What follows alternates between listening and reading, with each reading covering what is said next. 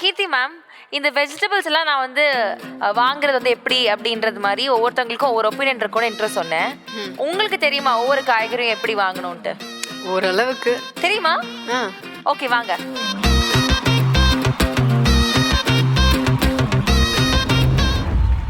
எனக்கு வெண்டைக்காய் நல்லா தெரியும், ஆனா வெண்டைக்காவை காணுமே.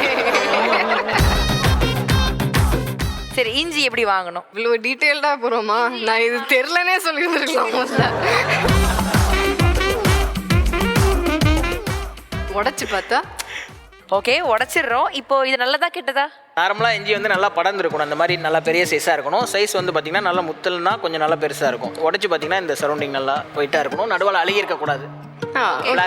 அதான் உடைச்சு பார்க்கலாம். உடச்சி பார்க்கலாம். இப்போ நான் சொன்னது கரெக்ட் தான். முருங்கைக்காவும் இப்படி பண்ணுவாங்க. ஆனால் அதான் அப்படி முறுக்கும் போது விதையெல்லாம் வெளியே வரும். வெளியே வந்தால் முத்துனதுன்னு அர்த்தம். நல்லா வளைஞ்சிச்சுன்னா அது நல்ல முருங்கைக்காய்.